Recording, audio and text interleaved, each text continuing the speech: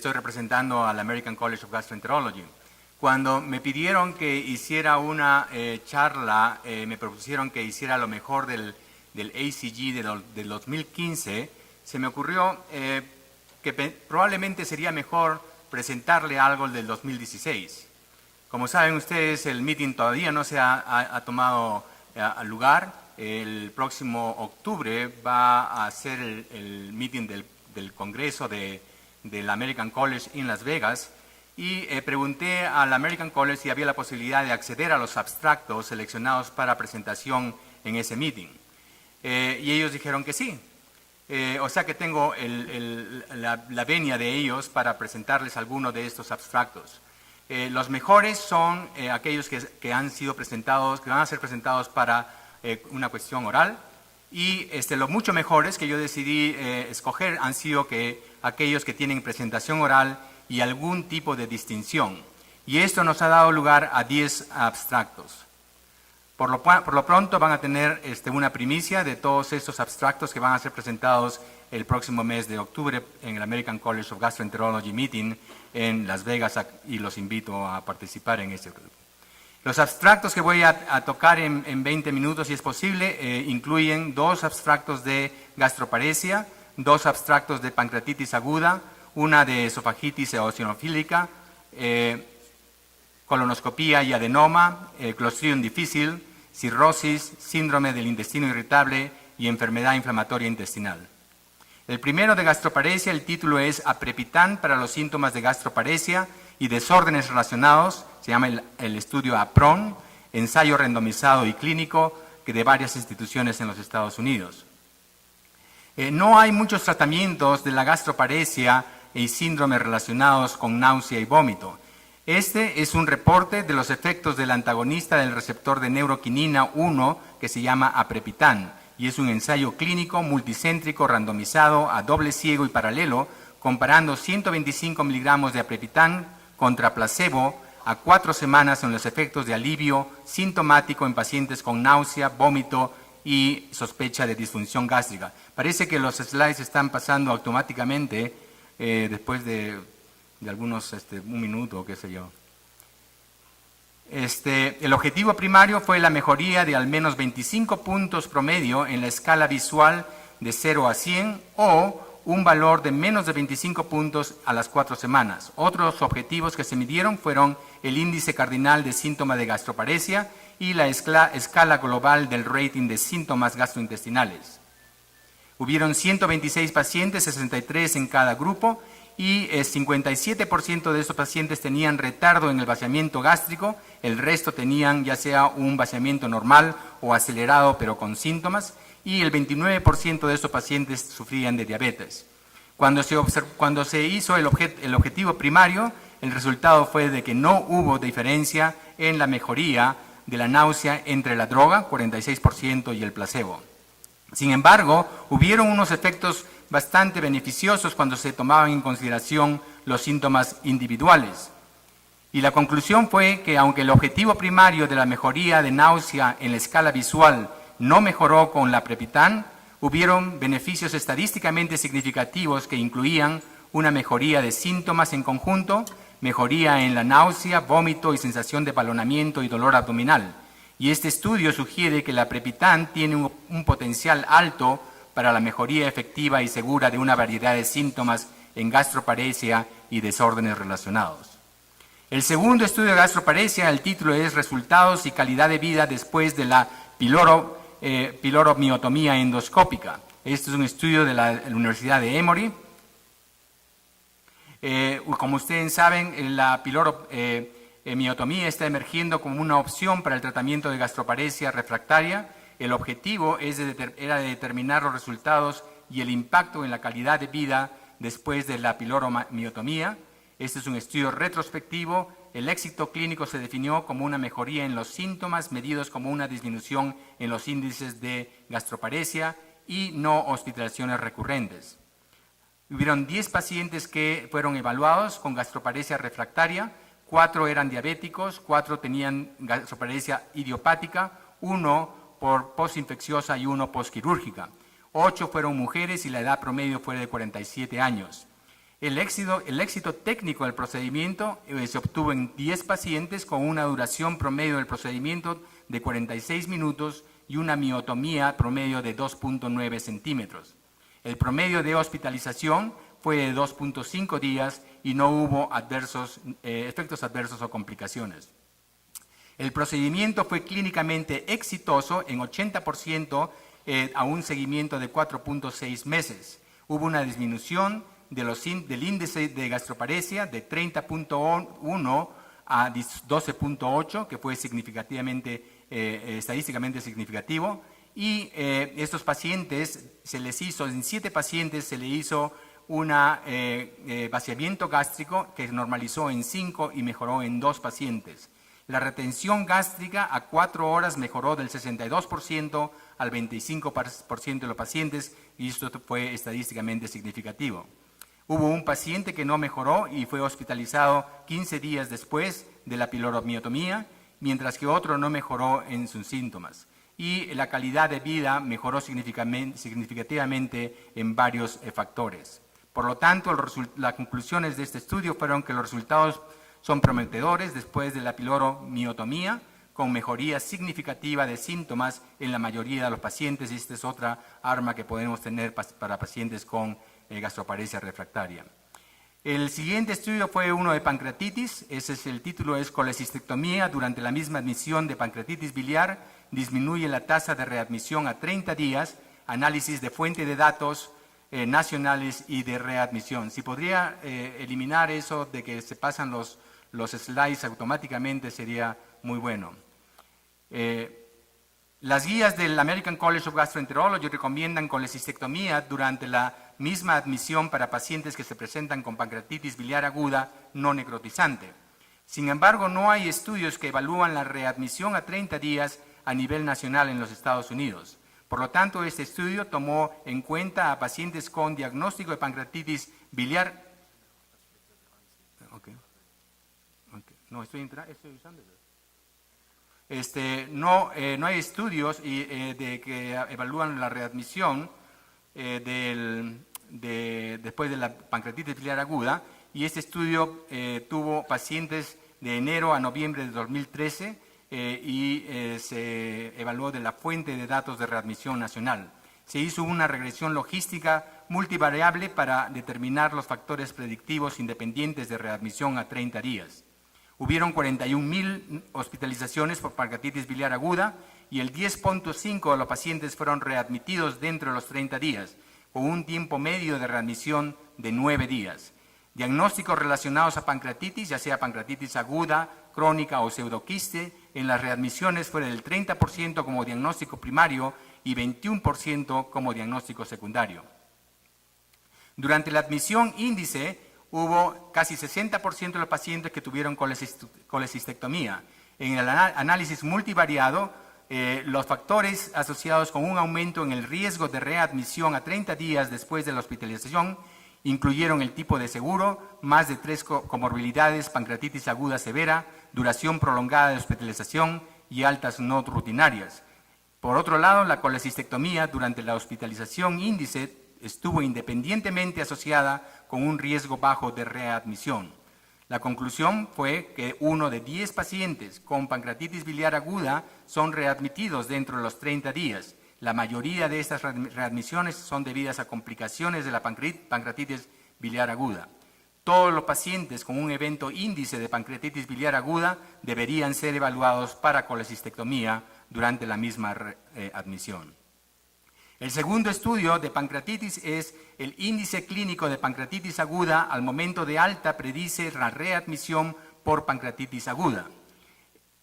Se sabe que entre el 11 y el 19% de los pacientes hospitalizados por pancreatitis aguda son readmitidos por síntomas y complicaciones relacionadas a esta pancreatitis. El objetivo era evaluar el rol del recientemente propuesto sistema de SCORE, que es un índice de actividad clínica de pancreatitis aguda, en el reconocimiento de pacientes a alto riesgo en readmisión. Esto incluyó pacientes hospitalizados en el Hospital del Condado de Los Ángeles, en California, de marzo de 2015 al 2016, Se excluyeron pacientes con pancreatitis crónica, muerte o transferencia a otro hospital y solo la primera admisión, la admisión índice en el periodo de estudio se tomó en consideración. Y estos datos fueron coleccionados prospectivamente, pero el índice fue aplicado retrospectivamente. Y este es el índice en los parámetros que se utilizan y el peso que tiene cada uno de estos. La falla de órgano, el síndrome de respuesta inflamatoria sistémica, dolor abdominal, dosis equivalente de morfina y tolerancia de dieta regular. El objetivo primario, como dije, es la readmisión a 30 días después de alta de hospitalización y ver cómo estos scores pueden predecir o no la readmisión. La readmisión en este grupo de pacientes ocurrió en el 9% y en el análisis univariado se vio que un score de 50 o más y una historia previa de admisión por pancreatitis aguda favorecían una readmisión a 30 días. De los 115 pacientes dados de alta con un índice de más de 50, 20% fueron readmitidos versus solamente 2.7% de aquellos que tenían un score de menos de 50. Y no hubo diferencia con variables adicionales. En el análisis multivariado, controlando para variables demográficas, origen, severidad y previa pancreatitis aguda, confirmaron que un índice de 50 o más predecía la readmisión bastante efectiva. Además, el 5% de los pacientes fueron evaluados en la emergencia dentro de los 30 días por síntomas de pancreatitis aguda, pero no fueron admitidos. Este score, mayor de 50, también predijo reevaluaciones en la emergencia. Por lo tanto, la conclusión fue que un score de 50 o más al momento de alta está altamente correlacionado con readmisión a 30 días. El siguiente estudio fue uno de esofagitis eosinofílica.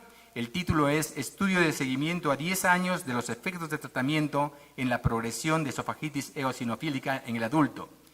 Como saben, estudios previos de la historia natural de la esofagitis eosinofílica no tratada, se ha visto que hay una remodelación significativa del esófago que lleva a estenosis y estrechamiento difuso del esófago. Sin embargo, no hay estudios acerca del curso de la esofagitis después de un tratamiento inicial médico o dietético. El tratamiento a largo plazo es recomendado para prevenir una enfermedad fibroestenótica, pero no se sabe si hay un subgrupo de pacientes que podrían tener un curso menos agresivo y por lo tanto no requerir terapia médica continua. El objetivo del estudio fue determinar síntomas y calidad de vida en pacientes que habían sido diagnosticados 10 años antes y que fueron inicialmente tratados para esta entidad. Los métodos fueron para inclusión, pacientes que fueron diagnosticados 10 años atrás, por lo menos, completaron un permiso para participar en la investigación y estos pacientes tuvieron un cuestionario estructurado de 18 preguntas por teléfono que se les hizo. Hubieron 59 pacientes, la edad promedio fue 56 años y el 66% fueron hombres. El tratamiento original, 10 años atrás, 57% recibieron esteroides tópicos, 34% inhibidores de la bomba. Después de 10 años, 31% de los pacientes no estaban en tratamiento, 63.8% estaban en inhibidores de la bomba y solamente 6.8% en terapia esteroidea. El 83.3% de los pacientes no tuvieron otra endoscopía después de la endoscopía original. Dentro del mes anterior a la encuesta, se vio que el 71% de los pacientes no reportaban disfagia, mientras que el 28.8% tenían disfagia. Sin embargo, el 62.5% de los pacientes comían una dieta normal sin restricciones, mientras que el 25% tenían una dieta normal, pero siendo cuidadosos. La calidad de vida fue trivialmente disminuida en el 57% de los pacientes, levemente disminuida en el 17.9% y severamente disminuida en el 8.9%. Por lo tanto, las conclusiones, ese es el primer estudio que describe el efecto del tratamiento inicial de la esofagitis eosinofílica a largo plazo. El estudio sugiere que después de 10 años del diagnóstico, la esofagitis eosinofílica tratada raramente continúa siendo sintomática, requiere solamente de inhibidores de la bomba y está asociada con mínima disminución de la calidad de vida.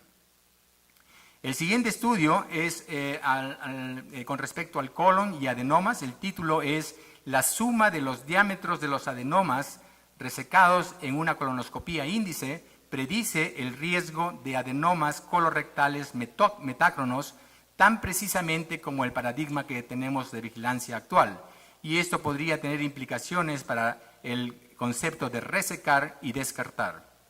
El programa de vigilancia actual está basado en el tamaño, el número e histología de los adenomas resecados, pero tiene un poder discriminatorio bajo para predecir neoplasia metácrona avanzada. Ya que el número y el tamaño son quizás, en opinión de los autores, los factores más importantes, los autores introducen el término de adenoma bulk, que la traducción sería más o menos como la carga total de adenoma, y postulan que sería un factor discriminatorio mejor para predecir neoplasia que las guías actuales. Los datos fueron coleccionados prospectivamente en pacientes con adenomas en la colonoscopía índice y que tuvieron una vigilancia de 3 a 5 años. Y este adenoma bulk se definió como la suma de todos los diámetros de los adenomas. Como se utilizó los mismos índices de alto grado, que son 3 o más adenomas, más de un centímetro o más, a histología vellosa o de displasia de alto grado, y lo mismo para outcomes a 3 a 5 años. Hubieron 1.948 pacientes que se evaluó y el riesgo de neoplasia avanzada varió significativamente a través de los cuartiles, siendo más alto para aquellos con un adenoma bulk de más de 10 milímetros. Y aquellos con más de 10 milímetros fueron 2 veces más probables de tener neoplasia avanzada en el seguimiento comparado con aquellos que tenían menos de 10 milímetros. El adenoma bulk dio resultados similares cuando se estudió aquellos con solo adenomas pequeños, menos de 10 milímetros. Por tanto, la conclusión fue que el riesgo para desarrollar neoplasia avanzada en el seguimiento, de acuerdo a este concepto de adenoma bulk de menos o más de 10 milímetros, puede ser comparablemente predictivo de neoplasia avanzada como la estrategia actual que se conoce. Y esto sugiere que, asumiendo que los endoscopistas puedan distinguir entre adenomas y no adenomas, esto obviaría la histología. Ese es el concepto de resecar y descartar. El siguiente es un estudio de Clostridium difficile. Esa es la redefinición de cura en la infección por esta infección. El trasplante fecal se usa en infección recurrente por C. difficile. La evaluación de cura se lleva usualmente al cabo de 8 semanas después del trasplante, pero no existen datos que soporten este periodo de tiempo. Ya que el trasplante tiene un mecanismo diferente al de antibióticos, no se sabe si el estado portador después del trasplante predice la falla. Es un estudio multicéntrico en pacientes con recurrencia por C. difficile que recibieron trasplante fecal. Los pacientes se le hizo PSR en heces, no importando la presencia de diarrea o no, a las semanas 1, 4 y 8. La certeza diagnóstica del PCR y resolución de síntomas se computó en cada punto de chequeo, y otra vez la cura fue la resolución de diarrea o un PCR negativo a la semana 8. En regresión logística se vio que la resolución de síntomas a las 4 semanas era mejor que a la semana 1, que a la semana 1 con PCR negativo o a la semana 4 con PCR negativo en predecir la definición estándar de cura a las 8 semanas. Por lo tanto, este estudio demuestra que la resolución de síntomas a la semana 4 predice cura a la semana 8 con una certeza excelente. Además, el portador asintomático en la semana 4 fue del 0%, por lo tanto, la evaluación de cura clínica para pacientes recibiendo trasplante para C. difficile recurrente puede hacerse a la semana 4. Probablemente me va a dar tiempo para un par más de estudios. Hay uno del síndrome de intestino irritable, que es un ensayo placebo controlado de pregabalin en el síndrome de intestino irritable. Los tratamientos para el dolor en el síndrome de intestino irritable son limitados, y esta droga, que es una ligandina alfa-2 delta del canal de calcio con actividad analgésica, ha sido usado en fibromialgia y se ha demostrado que modifica la hipersensibilidad en el síndrome del intestino irritable. El objetivo era coleccionar la información de los efectos de esta droga en los síntomas del IBS. Es un estudio randomizado, a doble ciego, placebo controlado. El criterio de inclusión fue el de Roma 3 para el síndrome de intestino delgado con dolor de más de 50 en una escala de 0 a 100 y se utilizó la droga pregabalin 225 miligramos versus placebo 2 veces al día por 12 semanas y se utilizaron cuestionarios de síntoma cada semana incluyendo la escala de medida análoga visual de síntomas intestinales. El objetivo primario era el promedio del dolor a las 4 últimas semanas. Eran 85 pacientes en una edad promedio de 39 años, 86% fueron mujeres, el 21% tenían enfermedad intestinal IBS con constipación, el 29% con enfermedad mixta y 44% con diarrea predominante. El score con la droga disminuyó significativamente comparado con el placebo. Y los scores de dolor también fueron mucho más bajos con esta droga, 28.5 versus 42.2. Las diferencias, sin embargo, se observaron en pacientes que tenían diarrea predominante, tenían diarrea y bloating, pero no hubo diferencia en el grupo de constipación. Hubo un alivio adecuado en la semana 12 entre los dos grupos, pero no fueron significativos. El 63% de los pacientes que recibieron la droga activa y el 45% del placebo tuvieron un cambio de por lo menos 3 puntos en la semana 12 cuando se les comparó y no había diferencia. La calidad de vida no fue diferente entre los dos grupos. Por lo tanto, la pregabalin puede mostrar efectivos beneficiosos en los síntomas del síndrome de intestino irritable, incluyendo síntomas en general y dolor abdominal y potencialmente en diarrea y balonamiento. Finalmente, un estudio de enfermedad inflamatoria intestinal, que es la efectividad y seguridad del infliximab y de adalimumab en esta condición, un estudio cohorte nacional de Dinamarca. No existen estudios comparativos de la efectividad entre estas dos drogas y se usó se estudió en pacientes sin tratamiento previo con medicaciones anti-TNF entre los años 2005 y 2014 en Dinamarca. 2.900 pacientes con tratamiento. Los objetivos primarios fueron hospitalizaciones totales o por enfermedad inflamatoria, cirugía mayor abdominal, uso de corticosteroides por más de 60 días e infecciones serias. Hubieron 831 pacientes con enfermedad de Crohn que recibieron 62% de estos pacientes fueron con infliximab y se les siguió por 2.2 años después del inicio del tratamiento. Y no hubo diferencias significativas en las hospitalizaciones, cirugía mayor, necesidad de corticosteroides o riesgos de infecciones serias cuando se le comparó con la otra droga.